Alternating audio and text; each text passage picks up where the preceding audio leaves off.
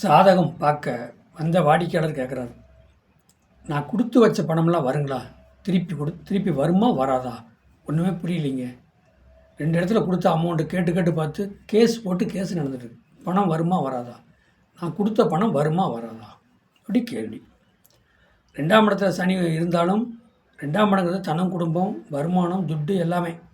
11ஆம் இடங்கிறது உங்களுடைய பேங்க் பேலன்ஸ். அப்போ 11ஆம் இடத்துல இருப்பு எடுத்து தான் நீங்கள் வந்து ஒருத்தருக்கு 1 லட்சம் 2 லட்சம் கை மாற்ற கொடுக்குறீங்க. கொடுத்து 1 மாதம் 2 மாதத்தில் கொடுத்துன்னு சொல்லி நீங்கள் கொடுக்குறீங்க. 11ஆம் இடம் வலுத்திருந்தா. அதே அந்த 11ஆம் இடத்துல வந்து சனி இருந்தாலும் நீங்கள் கொடுத்த பணம் அவ்வளோ சீக்கிரம் திரும்பி வராது. நீங்கள் பணம் பல லட்சம் கொடுக்கும்போதே நீங்கள் யோசனை பண்ணி பார்க்கணும், நம்ம பணம் கொடுத்தா திரும்பி வருமா வராதா? ஏன் உங்கள் சாதத்தை பார்த்துட்டு கொடுங்களே. 11ஆம் இடங்கிறது பேங்க் பேலன்ஸு, பேங்கில் ஆக்கிற அமௌண்ட்டு, நீங்கள் வச்சக்கூடிய சேமிப்பு பணம் எல்லாமே 11ஆம் இடம்.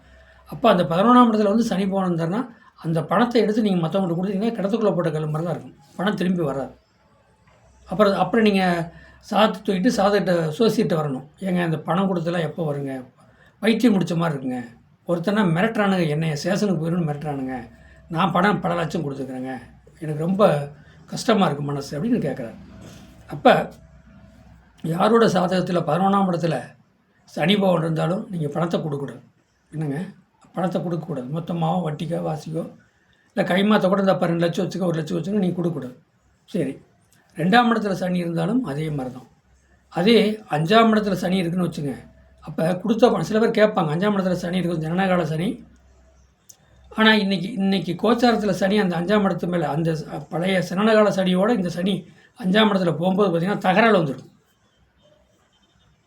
2-3 லட்சம் கொடுத்தாங்க, பெரிய பிரச்சனை, கொடுக்கவே மாட்டேன்னு சொல்லி நாங்கள் போய் தகராறு பண்ணி இப்போ ஸ்டேஷனில் போய் நிற்கிதுங்க. என்ன பண்ணுறதுனே ஒன்றும் புரியல அப்படிங்கிற சூழ்நிலை வருவாங்க. ஏன்னா 11ஆம் இடத்துல சனி இருந்தாலும் 2ஆம் இடத்துல சனி இருந்தாலும் 5ஆம் இடத்துல சனி இருந்தாலும் கொடுத்த காசு வர்றது ரொம்ப கடுமை. நீங்கள் போராடி தான் அந்த காசை வாங்க முடியும். இப்போ ஒருத்தருக்கு வந்து 10 லட்ச ரூபா கொடுத்துருந்தீங்கன்னா 20,000 30,000 50,000 இப்படியே கொடுத்து தான் அவங்க கடனை கழிக்க பார்ப்பாங்க. நீங்கள் வாங்கி தான் ஆகணும், மறுக்கவெல்லாம் முடியாது.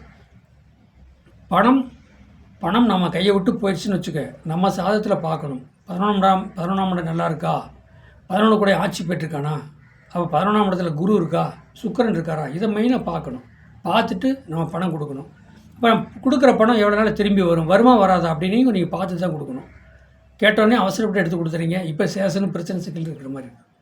பணம் நம்ம ஒரு மனிதனுடைய சாதகத்தில் இவர் பணம் கொடுத்தா திரும்பி வருமா அப்படிங்கிறத மெயினாக பார்க்கணும். இன்னும் சில சாதகத்தில் இவர் பணம் கொடுத்தா வருமா வராதா, அங்கே நின்றுமா அப்படிங்கிறதும் பார்க்கணும். இது ரெண்டையுமே நீங்கள் கம்பல் பண்ணி பார்த்தீங்கன்னா தான் கண்டிப்பாக செய்ய முடியும். கண்டிப்பாக வந்து அந்த அமௌண்ட்டு வாங்க முடியும். இல்லை நான் அதை பற்றி நான் ஒன்றும் பிரச்சனை இல்லை, நீங்கள் எதார்த்தம் கொடுத்தீங்கன்னா கண்டிப்பாக பணம் வராது.